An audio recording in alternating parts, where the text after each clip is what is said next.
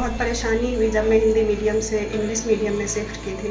हिंदी को इंग्लिश में ट्रांसलेट करना, हिंदी मीडियम की बुक पढ़ना, फिर इंग्लिश मीडियम की बुक पढ़ना, वो सबसे चैलेंजिंग फेज़ था मेरा, इवन अभी से भी ज़्यादा। तो उस चैलेंज को मैंने उस समय ही एक्सेप्ट किया था कि नहीं, मुझे आगे बढ़ना, क्योंकि मुझे मौका मिला था और सभी लड़कियों को ये मौका नहीं मिलता है।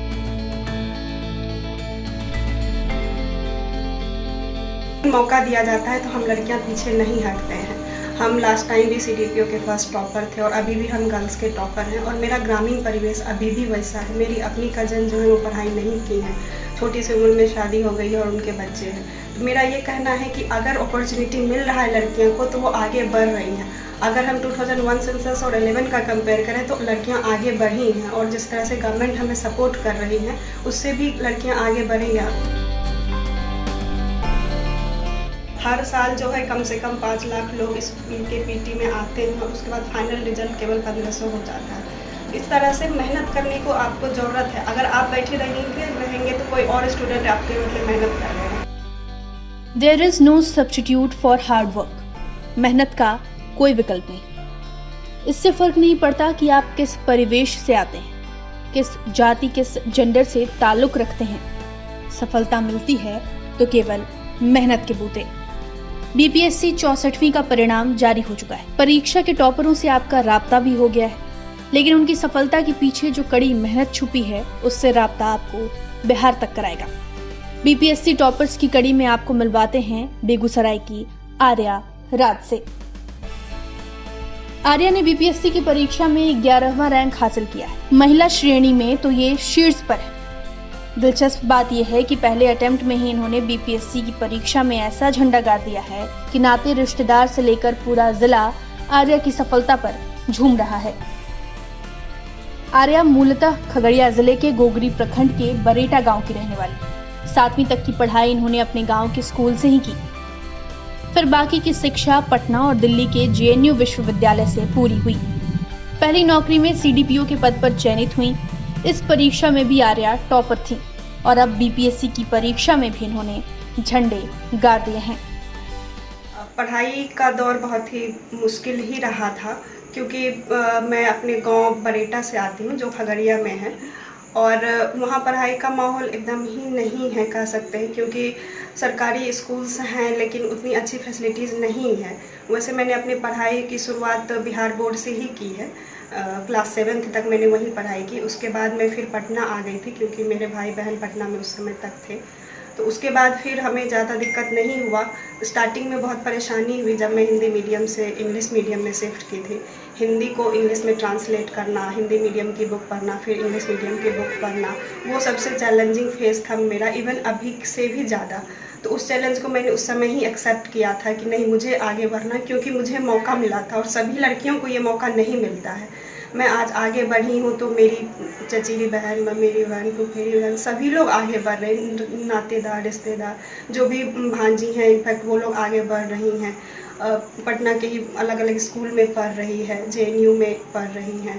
कहने का मतलब हमेशा मुझे लगता था कि मैं रिजल्ट दूंगी तो सभी लोग आगे आएंगे, तो इस मोटिवेशन से मैं हमेशा ही आगे बढ़ती रही।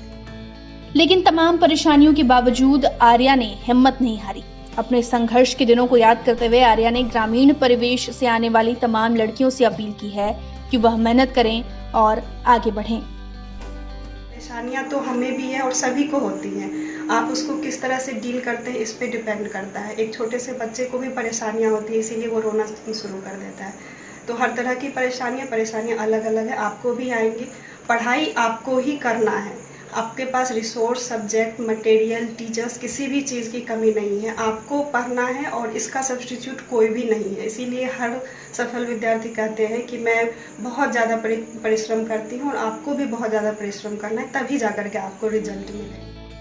आर्या ने कहा कि बिहार अभी भी लड़कियों की शिक्षा के मामले में काफी पीछे है, लेकिन लड़कियों को जब भी मौका मिलता है वो अपने आप को सिद्ध करती हैं।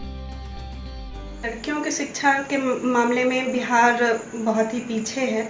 इनफैक्ट सबसे लोएस्ट रैंक पे अगर हम सेंसस 2011 की बात करें तो। लेकिन जहाँ भी मौका दिया जाता है तो हम लड़कियाँ पीछे नहीं हटते हैं। हम लास्ट टाइम भी CDPO के फर्स्ट टॉपर थे और अभी भी हम गर्ल्स के टॉपर हैं और मेरा ग्रामीण परिवेश अभी भी वैसा है। मेरी अपनी कज़न जो है वो पढ़ाई नहीं की है, छोटी सी उम्र में शादी हो गई है और उनके बच्चे हैं। तो मेरा ये कहना है कि अगर अपॉर्चुनिटी मिल रहा है लड़कियों को तो वो आगे बढ़ रही हैं। अगर हम 2001 सेंसस और 11 का कंपेयर करें तो लड़कियां आगे बढ़ी हैं और जिस तरह से गवर्नमेंट हमें सपोर्ट कर रही है उससे भी लड़कियां आगे बढ़ी हैं। और हम केवल इस वीडियो के माध्यम से स्टूडेंट को ही नहीं, पेरेंट्स को भी ये कहना चाहते हैं कि आप भी अपनी बेटियां पर विश्वास करें। उसे जब भी मौका देंगे तो वो आपको कभी भी निराश नहीं होने देंगे और हमारे तरह के रिजल्ट जो है इस चीज़ को प्रूव कर दे कि हाँ, हम आगे बढ़ सकते हैं, अच्छा कर सकते हैं। कोरोना काल में छात्रों को हो रही परेशानी पर बात करते हुए आर्या ने कहा कि कोरोना से नकारात्मक होने की जरूरत नहीं है। संयम के साथ ये वक्त अगर आप अपनी पढ़ाई में लगाएंगे तो आपको सफल होने से कोई नहीं रोक सकता। कोरोना के कारण जो है बहुत परेशानियां हो रही है, किसी के घर में पॉजिटिव लोग हैं, स्टूडेंट्स खुद बहुत पॉजिटिव हो जा रहे हैं। आप पॉजिटिव के साथ साथ जो है कोविड की पॉजिटिविटी को आप अपने एनर्जी की पॉजिटिविटी में बदलिए। आप जब तक अपने पर यकीन नहीं कीजिएगा आपको रिजल्ट नहीं मिलेगा। उसके लिए यही करना है कि परिश्रम करना है, अथक मेहनत करना है। आपको कभी भी एग्जॉस्ट नहीं होना है, पीछे नहीं हटना है, क्योंकि आपके साथ रेस में बहुत सारे लोग हैं। हर साल जो है कम से कम 5 लाख लोग इसके PT में आते हैं और उसके बाद फाइनल रिजल्ट केवल 1500 हो जाता है। इस तरह से मेहनत करने को आपको ज़रूरत है। अगर आप बैठे रहेंगे तो कोई और स्टूडेंट आपके बदले मेहनत कर लेगा। यानी कि आपको अगर आगे बढ़ना है तो आपको मेहनत करना पड़ेगा, चाहे वो कोई भी परिस्थिति क्यों ना हो। इस कोरोना को बहुत लोग नेगेटिव के रूप में ले रहे हैं, बहुत लोग पॉजिटिव के लिए रूप में। उन्हें लग रहा है कि अरे हमें तो समय है, घर वाले के साथ रह करके मानसिक रूप से अच्छे से स्वस्थ होकर के हम जो है फैमिली के साथ समय दे करके पढ़ाई कर सकते हैं। तो इसलिए कोरोना को आप पॉजिटिव रूप में लें। रिजल्ट में देरी हो रही है लेकिन पढ़ना आप ही को है, उसी से रिजल्ट आएगा। आर्या 6 भाई बहनों में सबसे छोटी है।